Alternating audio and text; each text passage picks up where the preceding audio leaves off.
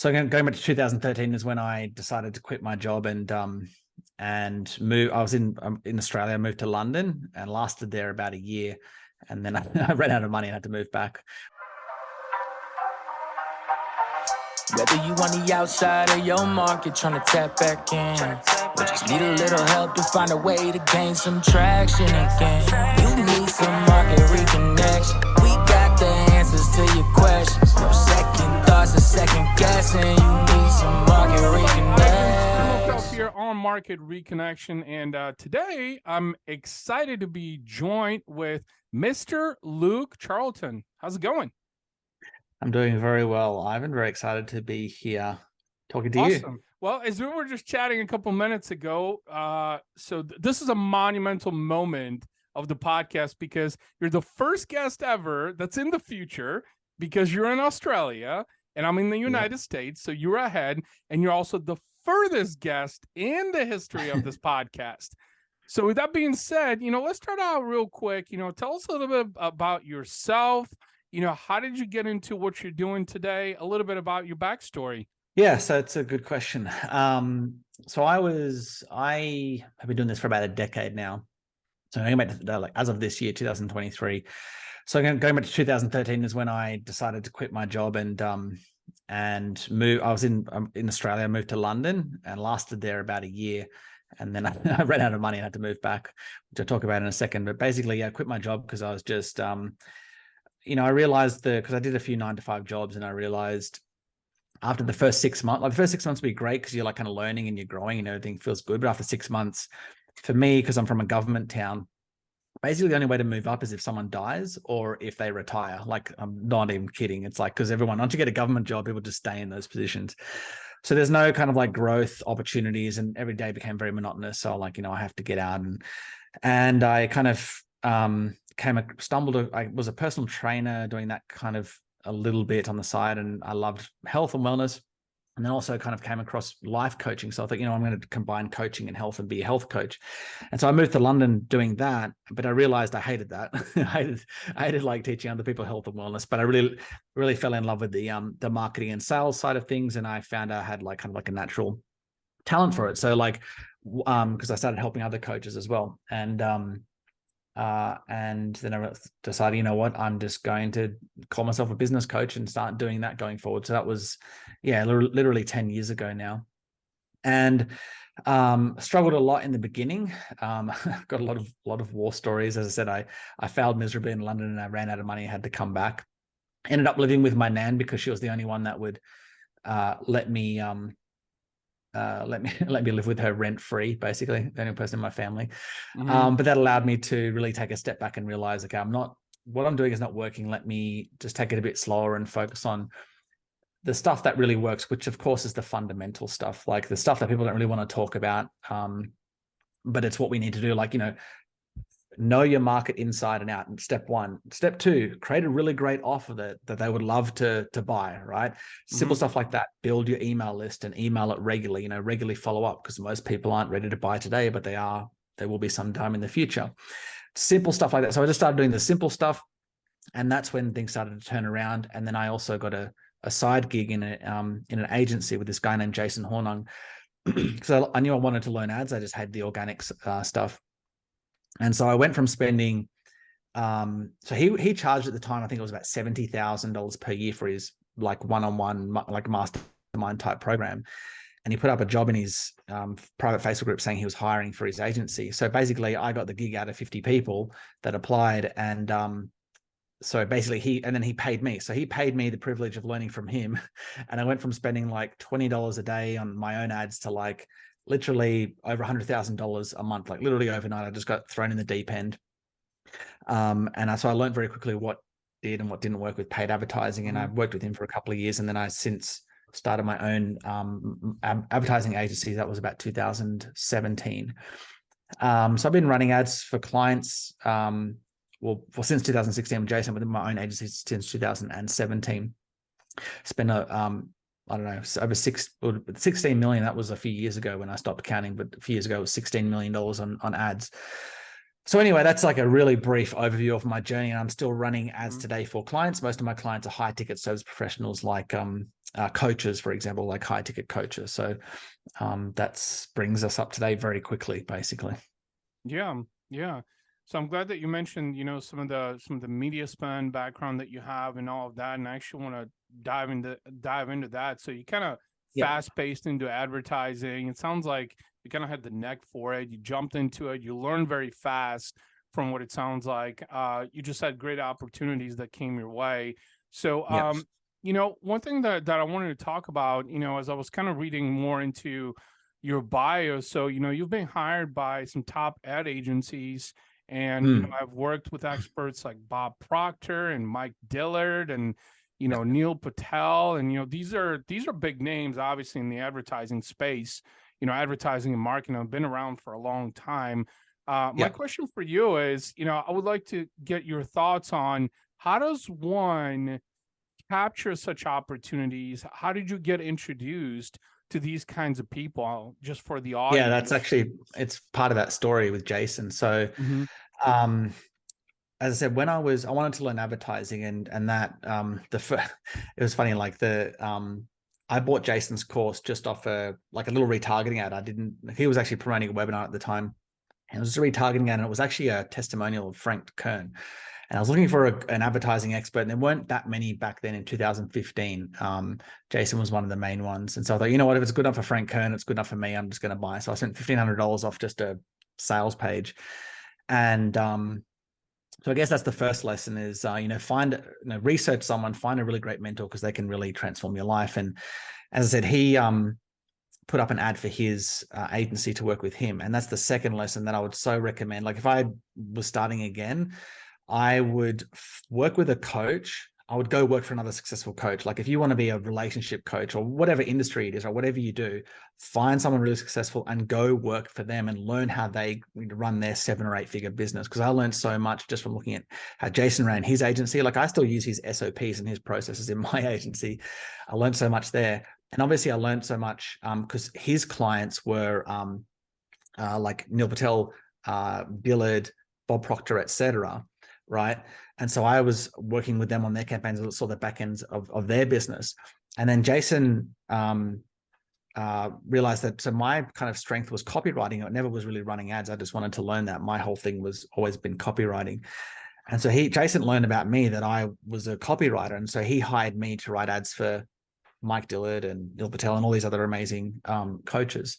So a couple of lessons there: find a good mentor, try and work with them if you can, and they will pay you for the privilege of learning from them. So even if you can, like I just did it part-time, I was just like a contractor with Jason.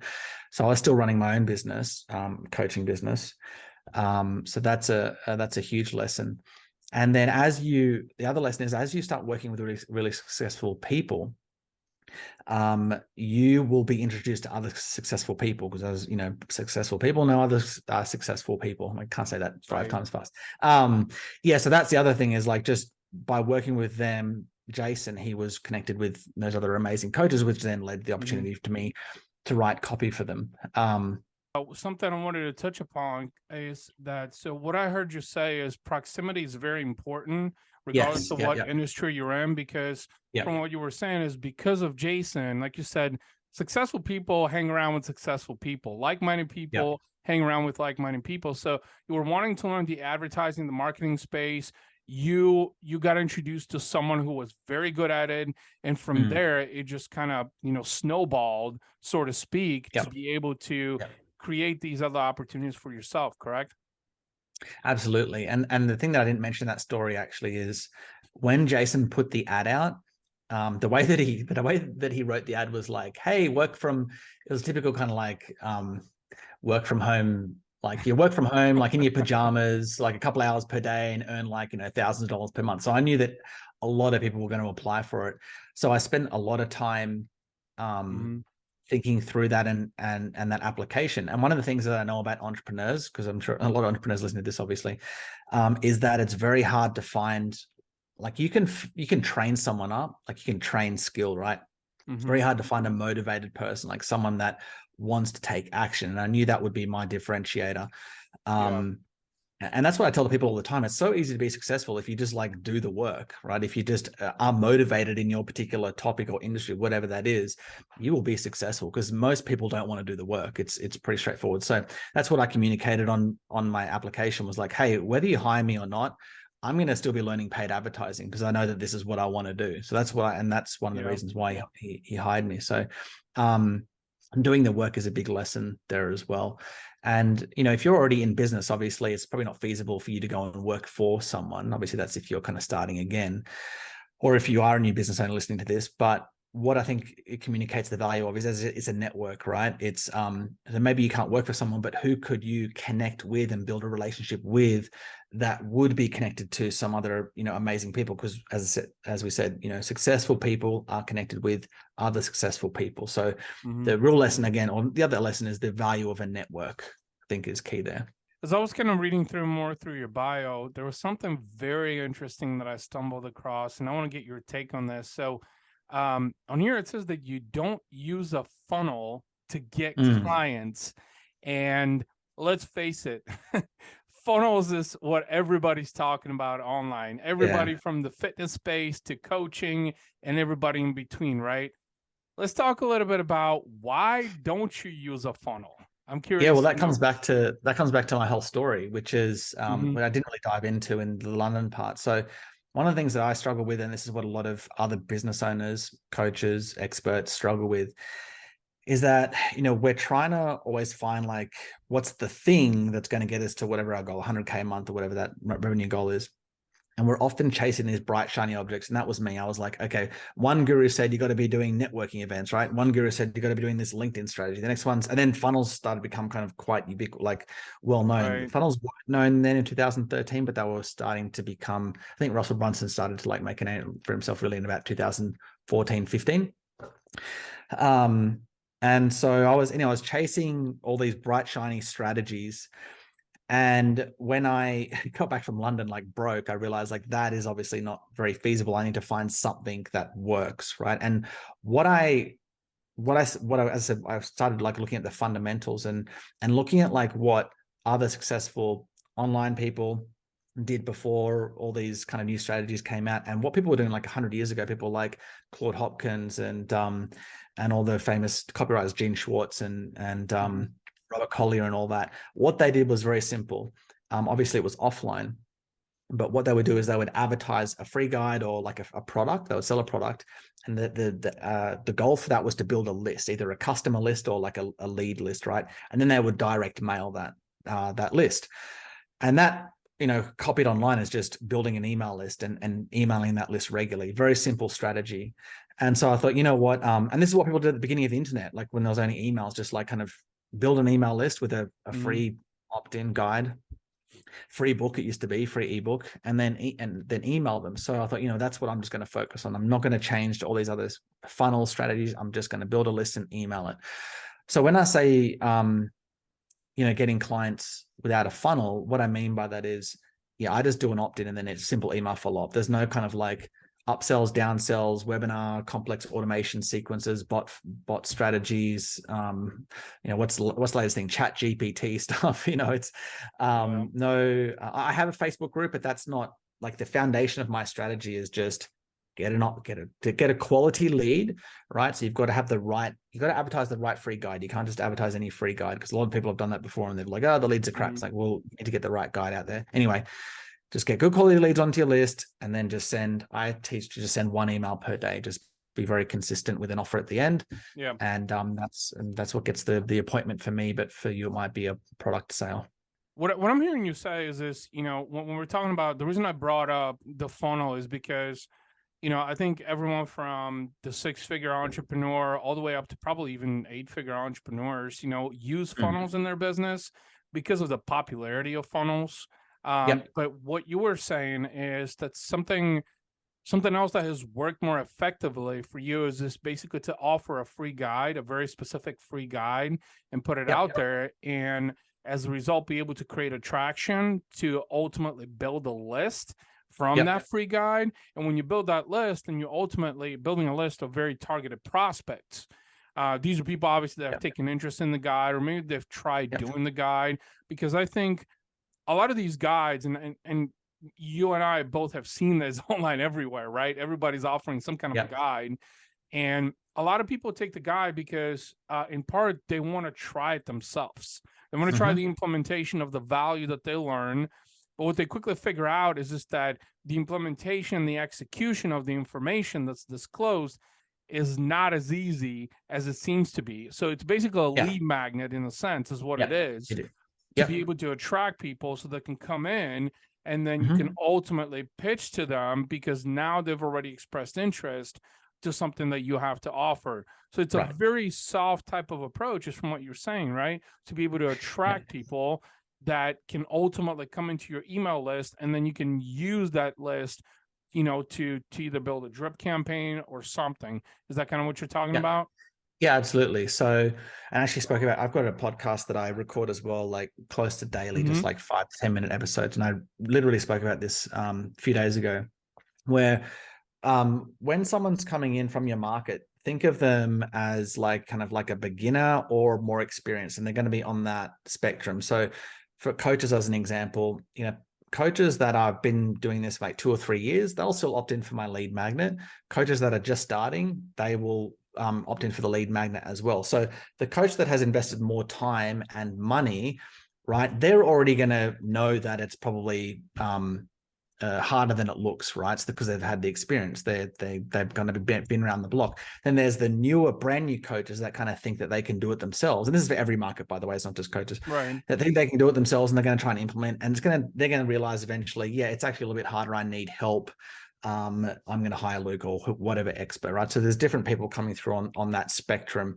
It's not always just everyone wanting to wait a long time before they get help. You know, some people will want to get on the phone with you within a few days of coming onto your list. Some will be like 30 days as an example. So something that I wanted to touch upon, since you were talking about the free guides, is that kind of a differentiation, because you know, if the free guide is downloaded by a 6-figure entrepreneur, and this is, I think, really where the difference is between a 6, 7, or maybe even an 8-figure entrepreneur, someone that runs, you know, 6, 7, 8, 9-figure business. So the 6-figure per year business owner will download the free guide and try to implement it themselves, because they're looking at it from, okay, this is an added value proposition, but I'm going to try and do it themselves, as opposed to the 7 and 8-figure business owner. So that's where I think the high paying clients come in, is just that they'll get the guide, they'll read it, and they'll be like, oh, this is value. And it ultimately creates attraction, is what it does towards you. Right. So it attracts them to you because now you've given them something of value, and they know that they want to come to you because you've given them something that's of premium value, and it's not worth their time to try and do it themselves, because they're ultimately paying you for the time and the expertise on what you have to offer. So it's kind of a different mindset, I think, between the 6, 7, and 8-figure business owner, of how they perceive the added value or the free guide that you're talking about, correct? Yeah, absolutely. And so I have two kind of main kind of campaigns. One is where we just advertise the lead magnet. That's the main one. And then every now and then I have one that I'll turn on where it's just like a, I said, because I've got my own agency, right? So an offer where basically we will set up the system for you and we'll book appointments for you, right? So we'll write the ads, we'll set up the landing pages, and we guarantee appointments. And so basically we're literally advertising a done for you offer. Now, that offer brings in higher quality leads, because as you just said, like generally people who are earning a bit more just want someone to do it for them. Right. Now, yes, there are some low quality ones that come through, but that funnel, for lack of a better word, brings in higher quality leads than the lead magnet one. But I actually have two different offers to account for that, right? So I've got the high ticket done for you, and then the lower ticket done for you. The lower one is a bit more scalable, so that's why we focus on that done with you kind of offer. That's why we're running the lead magnet one a bit more. So that's for the particular lead magnet that I'm running, but I could increase the leads by changing the experience of the coach by changing the lead magnet as well. But I'm basically, my lead magnet is just like, hey, it's called the 9 email offers that get coaching clients for free. So it's aimed at coaches that want more clients, which is going to be coaches like generally at the beginning of their journey, just looking for a way to get more clients. One other topic that I wanted to touch upon here, since we're talking about the offers and lead magnets, also, which something is not really talked about enough, is So let's talk a little bit about getting high paying clients by sending just one email every day. Can you share a little bit about like, what does that look like? Because I think email is still very undervalued. So can you share some thoughts around that? It's funny you say that, because I was just with a I just paid a deliverability expert to fix up some like deliverability stuff that's going on with my thing. And realize, let's say you make $100,000 per year with email. Or let's say, easier math. Let's say you make $70,000 per year with email, and your list is only, the deliverability is only going to 70%. Only 70% of your leads are getting your emails because of low deliverability, right? If you just increase your email deliverability, you can increase your revenue by like, an extra 30%. Like that's just the deliverability side of things. And then in terms of like just sending regular emails, as I said before, most people are not ready to buy today, but they will be someday soon. And this is what really got me onto email. It was actually Chet Holmes. So Chet Holmes used to be Tony Robbins' business partner, and he's not alive anymore. But he worked in many, many different markets and did a lot of research. And basically he found that every market broke down into these categories. So 3% of the market is ready to buy today. All right. So what Chet Holmes found is that every market broke down into these categories, right? So the 3% of the market is ready to buy today. The next 7% is not ready, but they're open to it if you kind of put a good offer in front of them. The next 30% are not going to buy today, but will be someday in the future. The next 30% are not thinking about it, and the next 30% won't even buy it all. It's kind of like breaking down to that. So the really big opportunity that Chet pointed out was that the 30%, like it goes 3, 7, then 30, right? So that first 30%, they're not ready to buy, but will be someday soon. That is like the blue ocean opportunity. And most people are not, targeting that 30%. Now, a really simple way to target that, or to, get your offer in front of them when they are ready to buy, is by simply sending regular email, like doing follow-up. It's the thing that everyone's heard of, like the boring fundamental stuff. Send regular emails. So coming back to your question, like why an email per day? Well, it's first of all, I know that if I send an email per day, I'm going to be building the relationship a lot faster than someone who's sending 1 email per week, or maybe 2 emails per week, or even 3 emails per week. I'm just by more frequent emails, as I said, I'm building a relationship a lot faster. That's number one. Number two, with each email, I'm literally putting an offer in front of them. Like I have it's not like a hard pitch or anything. It's just a soft call to action at the end of my emails that goes through to my program. So again, more frequency, I'm literally putting more offers in front of them, and therefore getting more appointments. Now, how you actually send an email each day without annoying them, well, we can go into that next if you want, but I'll stop there and let you ask any questions if you have any about that. One of the things I wanted to touch upon real quick, and just to share some clarity from what I heard you say, is you said a lot of people dislike doing some of the boring stuff like follow-up. And what I heard you say is that email is a great way to follow up with people because, well, mainly because of this, because we all have a smartphone nowadays. And what's the very first thing that you see as a notification? Well, it's your email, right? And so email is still a great platform for follow-up. So what I'm hearing you say is email is one of the best ways that you can build a targeted prospect list. Now, again, that's if you invest in the long-term strategy where you're doing it over a period of time, because I think based on one of the things that you mentioned earlier is that a lot of people dislike doing the mundane stuff. Like they're not motivated, they're not driven, they're not really as passionate. And if you have those basic essential qualities, really those fundamentals, then you're going to be extremely successful in everything, not just marketing and advertising, right? So the mindset of the entrepreneur, and even in advertising, from what I hearing you say, is just that you got to have these basic fundamentals in order to succeed, because nobody's going to build the email list for you. Unless you, of course, pay someone to do it for you.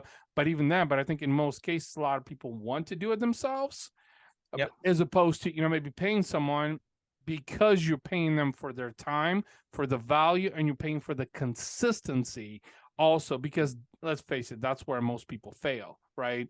Another thing that I want to touch upon here, because there's a lot of good things, and we're talking about high-paying clients here specifically.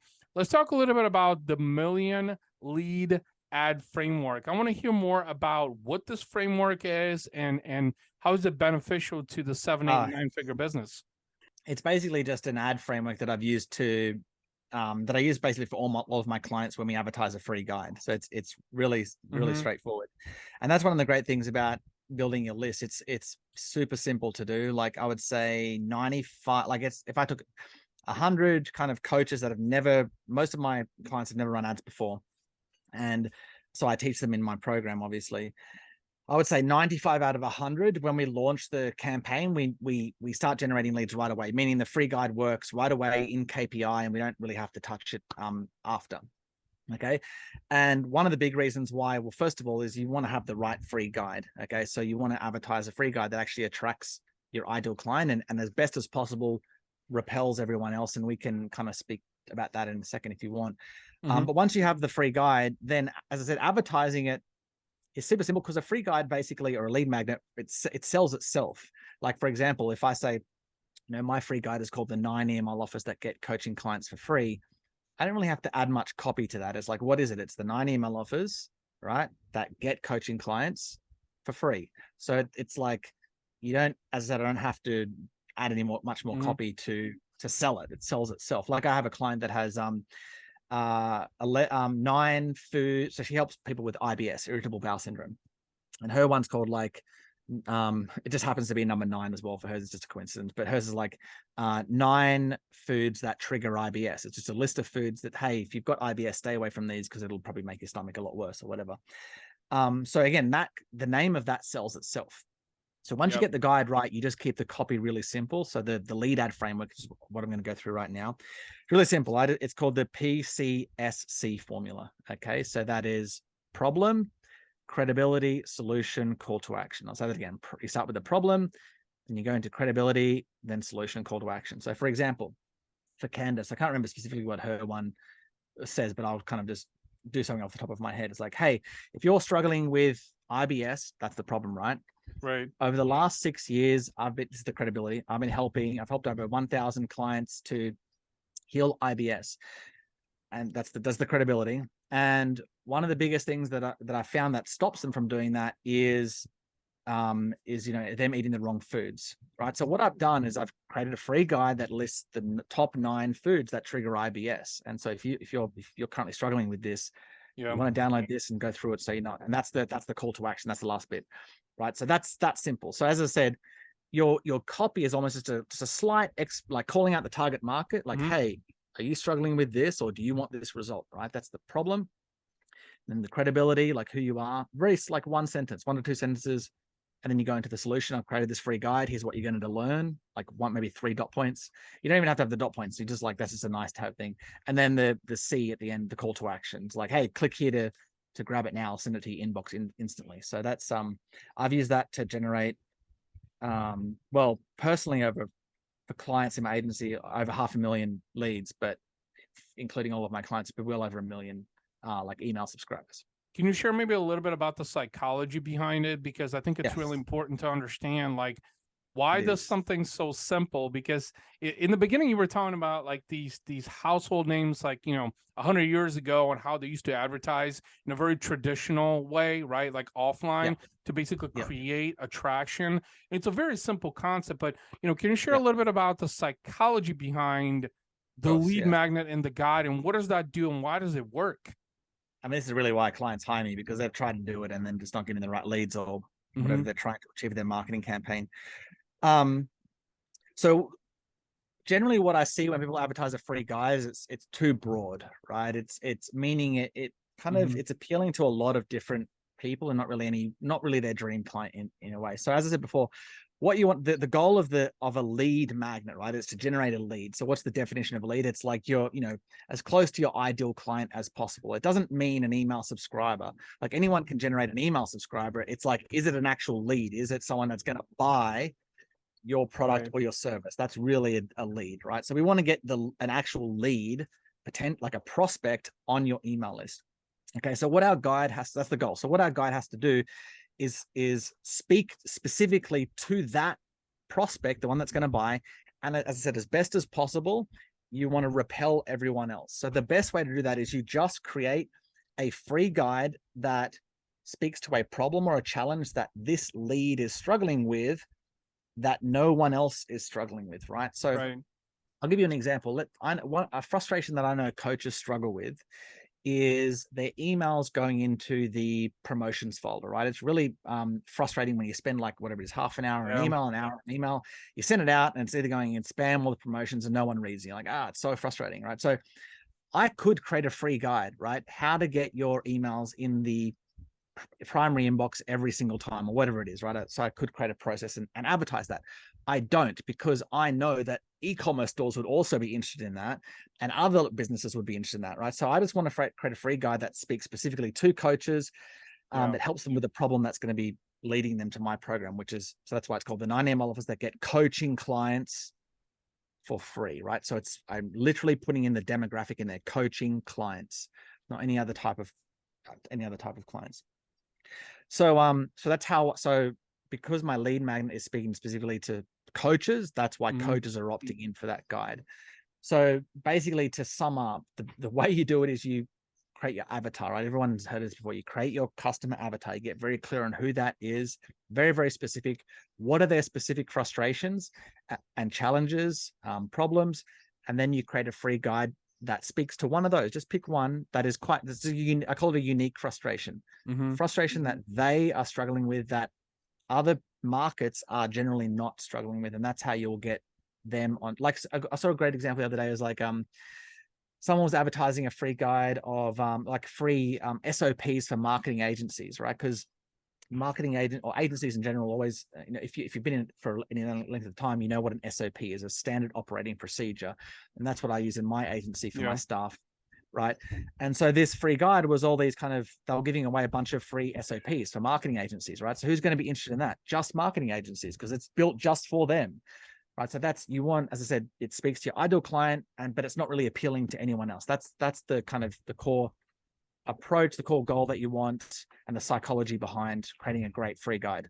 Very cool. Very cool. Yeah, I'm glad you shared that, because you said something very specific there. As you said, I could create this guide, but if it's too broad, then it's going to appeal to a lot of people. And something that I also heard you say that I think is really important, and it sounds like not just for coaches, but really in any markets, in any industry specifically, is just that the more specific your lead magnet is to like a very specific problem, and if it's a big problem, then it'll end up being a very high valued solution ultimately. And that's kind of what I heard you say, because as we're talking about high paying clients, high paying clients are what, 5,000-10,000 per month or more that they would pay for X amount of a solution. That's kind of a high paying client, right? Is what we're talking about. It's funny. And this is the fundamentals, right? This is the reason why my clients come to see me is they obviously they want more leads, right? So they want to know how to get better quality leads, but the really underneath it fundamental, which they don't really know that they're coming to see me for this. But this is what we work on most. Like, this is the key thing. So business, again, fundamentals, right? All business is like a market. Always starts with the market. If there's no market, you have no business. So it always starts with the market. What problem are you solving? It sounds really dumb and simple, but a lot of business owners don't actually know like the actual main core. I call it a high ticket problem, right? If you want to sell a high ticket service, you need a high ticket problem. So a really big, painful problem that affects generally a lot of areas of their life. So it always starts there. It never starts with your product or your service. So that's the problem. And then you've got your solution. What's the best offer you can come up with to solve that problem? Like, what result are you going to promise in order to say, hey, I can help you get 30 clients in the next 30 days or whatever the offer is, right?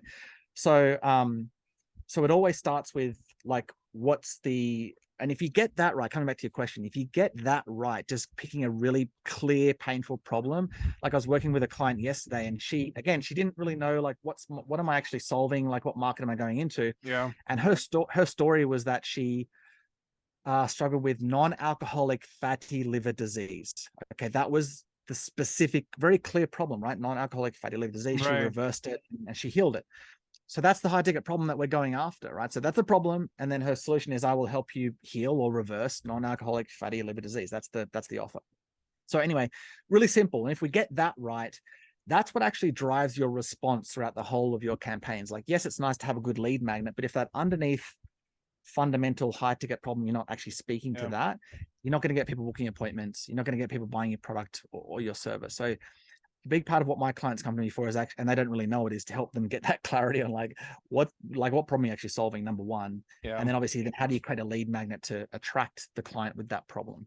It's really interesting that you mentioned that a lot of businesses don't actually know what their exact problem is, because I think that something I've seen is like most business owners, they're kind of in between 7 and 8 figures. Like they almost see their business as an autopilot at some point. Like, businesses coming in and they've got good retention and, clients are paying them. But at some point, they kind of lose sight of like, what problem am I really solving in this business? And I think based on what you're saying is, in order to attract and retain high paying clients, you need to really figure out what is that specific problem that you're trying to solve, and make sure that they understand that that's a problem that they're solving in their business. So first and foremost, you're creating a solution to their problem, and they're solving a problem within their business, because they're ultimately marketing to their potential customers. Right.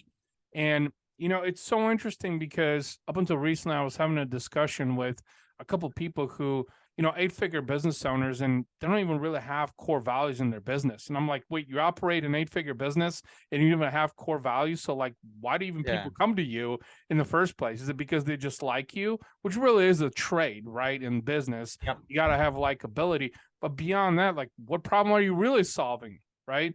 Because I think that's such a key ingredient to be able to market to your audience, right? And you ultimately, as a solution provider, to know, hey, what problem are we solving here, and how can we market this better? So, and that right there is ultimately a big lead magnet that I think could help solve a big problem, right? Which ultimately becomes a high paying solution, right?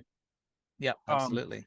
One other thing that I wanted to dive into here, because there's a lot of good stuff here as we're talking about, high paying clients also. And I know you primarily work with coaches also, but one question that I actually wanted to ask you is, why do people call you the Aussie Hermit? So this is part of my email. So one of the things that I teach with emails is that you want to be entertaining, right? Because that's how you can send them daily, right? You want to send emails that people love to read and tune into. Anyway, one of the things that I say is like, you want to kind of exaggerate your personality. So for me, when I was thinking about that, like, who am I and what are kind of my quirks, is that it's not like I'm outside right now, right? But it's not, I'm a bit of a homebody, right? I'm not like extreme, but I do go outside. I spend time with my kids. But if you saw my skin, you'd think I'd never gone outside before. So anyway, I exaggerate that part of my personality, right? And just call myself the Aussie Hermit. So it's just like a joke, entertainment thing for my email list, really. So it's almost like a nickname. It's a personality trait, right? Is what I'm hearing you say. And it's interesting that you brought that up, because I kind of figured that was probably what it is, but I was curious actually, because I didn't know if there was a backstory to it. But something that you mentioned that I think, because I can kind of relate to it. A lot of people think that me personally, like, I don't have humor, right? When in fact, I actually have a very dry humor. I mean, like a very sarcastic type of humor. And even at times, a lot of people kind of tend to see it a little bit abrasive, because it's like so dry, right? You kind of almost have to think about it. But so what you're saying is, as part of your business, you got to have some kind of a personality trait, humor, something that, attracts people, that kind of differentiates you. And so you mold the Aussie Hermit into your entire business, right? So like, do you like, when people want to work with you, do you say, hey, well, I'm the Aussie Hermit? And do you tell them like what the Aussie Hermit is, or like, how do you go about they that? usually they've been reading my emails, so they usually. Oh, okay. Okay. Yeah, they don't actually. It's funny, they don't actually usually reference it too much in my sales calls, which is funny. But yeah, they know they read my emails, so they kind of know it's just a fun thing. But yeah, you were saying a second ago, a really important lesson. I actually think Dan Kennedy may have said this originally. I think he probably said everything originally, right? Is that people buy you just as much as they buy, or particularly like in a service-based business, right? They buy you just as much as they buy your program. Yeah. So obviously having a great offer is really good, but they're going to be all that know, like, and trust. They want to know, like, and trust you, and know that you're a credible expert. And you don't have to do these things. I just add them in as a bit of a quirk. But if you're sending regular content, like regular videos, regular emails, your natural personality is going to come through that. Yeah. And then if you just exaggerate it just a little bit, it's going to come through a little bit more from there. And I like that, because it does probably helps bond with your audience a little bit quicker. But at the end of the day, like, don't think that you have to do some magic personality thing. Just literally just write an email or whatever, do content. Yeah. Like you're talking like I don't know what it is when people record a video, they see that little red light, and then all of a sudden they turn into a robot, or they turn into like a news presenter, and their whole personality changes. Don't do that. Just talk normally just like we're having a conversation right now, and your natural personality is going to come out, and that's what people, as I said, they will buy it. They're buying that just as much as they're buying your service. So really, really key. But it's just like, that Aussie Hermit thing is just a tip there, really. I want to touch upon that, because this is really important, because we're talking about lead magnets, we're talking about free guides, we're talking about attraction marketing, but something you really brought up that I just want to expand upon for a couple minutes is you said people buy you, because, I'm someone who's really big into social video. I've done social video content for a better part of at least a decade at this point. And what's really interesting, way before people would get on their smartphones, now people are getting into car accidents because they're staring at their phones. But like, something that you said that's really important is, so what part does your individuality and your character play in your offer ultimately? Like because you said people buy you, so be yourself, expressive, humorous, just come across, because people buy from people they like, right? So how do you mold that into like your high offer, when you try to attract other coaches that are wanting to build up their business? Like, can you share a little bit about that? The way that I do that is it's not like you just have your offer, right? It's like, here's the program, it's this many sessions or whatever, and here's the result that I'm promising you get. Where I work it in is before I actually present them the actual offer per se on the sales call. So what I mean by that is I tell my story a lot. So a big reason why I don't use funnels is because of funny, once I don't use funnels, like I've created like successful webinar funnels, book funnels. Like my clients do a lot of those complicated things. I don't do it because I like to do what I teach, but I can actually do all those complex funnels now, funnily enough. But my story is that, I struggled in London. I chased all the bright, shiny objects, and I realized, like, if you just want clients, you actually don't need anything complex. It's just, as I said, opt-in, regular emails. We've spoken about that before. And so the way that I, again, coming back to your question, work it in, regularly in my emails, I will talk about my story and why I don't do funnels. It's a regular thing in my emails that I'm very consistently I'm very consistently mentioning that in my emails, because that's my point of differentiation. So, and that all goes back to my story. So I'm telling my story on why I do this strategy. And then hopefully that resonates with coaches, which it does because they buy my program. And then I present them the offer. So when I'm presenting the offer, I'm talking about why they don't need a funnel on it. They're already sold. It's just about, hey, here's the result. Here's the deliverables and that type of stuff. And here's the price. So it's before I actually present the actual kind of tangible offer. It's how I weave it into the offer, if that makes sense.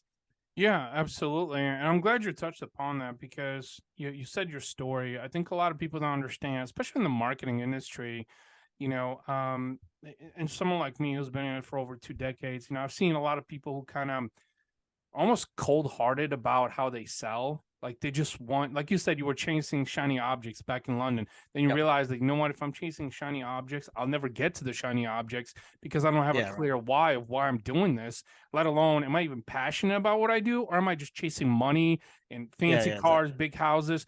Because the reality of things, there's a lot of people in the marketing industry that do that. That's literally what they chase. So what I heard you say is that it's important to have a strong why and a passion of why are you even doing what you're doing, because that's going to come across in your messaging and your presentation. If people don't resonate with the story and they don't get emotional about it, they're not going to want to do work with you. They're not going to want to build a relationship. And so One other thing I did want to expand upon, actually, since we're talking about email, because this is really good, in coming into the home stretch, is what are 3 things that someone can do immediately to get better results with email? Yes, great question. Number one, I literally recorded about a podcast about this today. Start sending emails every day. The more you email, the more revenue you're going to make. Obviously, when I tell people to do that, just on a math, but let's go back, just on a math equation, the more you email, the more money you will make. Okay. Now, the big objection I get here is, well, if I email that regularly, I'm going to burn out my list, or they're going to really annoy my list. What I say to that is like, yeah, if you send emails that are going to annoy your list, don't send, like, you shouldn't be sending emails now if they annoy your list, right? You want to be sending emails that people actually enjoy reading. So that's number 2. If you send emails, number 1, send every day. Number 2, send emails that people actually enjoy reading. Okay. If you look at like what people are actually paying attention to and have been for probably the last near decade, it's like where they spend most of the time. It's like YouTube, social media, Instagram, Facebook, whatever it is, TikTok. Why are they Netflix? Why are they spending time on these platforms? Because these platforms entertain them. Right? It's very simple. It's entertaining content.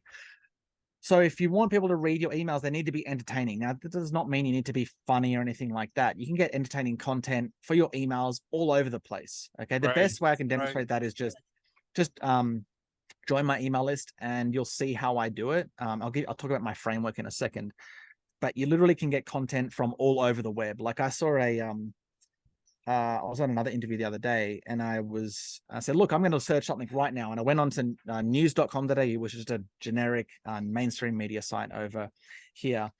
And it said something like, Pamela Anderson like recounts the story when Tim Allen flashed her, or something like that. Right. It was just a funny headline. So like that could be like the beginning of an email. Like you just tell that story. Right. So there's entertaining content literally on hundreds of thousands of sites. It's almost like this, like, again, the point is you don't have to come up with it. It's all over the place.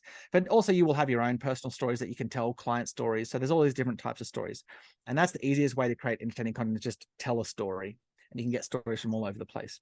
So basically, if you jump on my list, my framework is this. This is the third part to answer your question, is the framework I use is story, lesson, close. So start with a story. Could be anything, the Pamela Anderson one. And then what's the lesson? Like, what's the dating lesson or the weight loss lesson? There's always going to be, like, I could get, like, from that Pamela Anderson story, I could tell a marketing lesson, or I could get like a dating lesson, or I could get like a weight loss lesson. You just have a little bit of a think about it. Sometimes it's really obvious what the lesson is. Sometimes you have a think about it. It's okay for us to, use our brain every once in a while. Not everything has to be like a copy paste template. But also your personality comes out when you write, you write it yourself. And then the close, the story, lesson, close, you just have a soft call to action. Again, it's the easiest to just jump on my list and see how I do it. But the point is, if you lead with entertainment, and then so people will keep reading because it's entertaining, and they'll also keep reading because it's valuable. Right. And then there'll be a call to action at the end to buy whatever it is that you're selling. And that's how you can send emails every day without annoying your list, or without getting lots of unsubscribes, but also to increase your email revenue as well. Massive value that you share. There's so much that, we talked about email, we talked about the fundamentals of the marketing, the advertising, your messaging, all really good stuff for a lot of the listeners. And I definitely appreciate your time and the value that you shared. But before we wrap up the episode, can you share, some social handles, website URLs? How can people connect with you if they want to work with you, especially coaches in particular out there in the stratosphere? Okay, cool. Yeah. So probably the easiest thing is just to grab that guide in the first instance. So it's 9emailoffers.com. So if you just go to the number 9 emailoffers.com, that'll take you to the free guide that I mentioned before, the 9 email offers that get clients for free. If you're not interested in that, just go to my website, lukecharlton.com, and you can check me out from there. And you can also jump on my email list from there. And you'll see how the system works. It's really simple. It's 1 email per day, story, lesson, close, nothing fancy. And that will help to get you more consistent sales. Very cool. Look, I want to say thank you for your time. Truly enjoyed the conversation. Lots of knowledge bombs that you shared. And congratulations on all your success and everything in the future. Thanks, man. Thanks for having me on. I really had a lot of fun doing this interview. So I can tell you've done this many times before. So Whether you on the outside of your market trying to tap back in, or just need a little help to find a way to gain some traction again, you need some market reconnection. We got the answers to your questions. No second thoughts or second guessing. You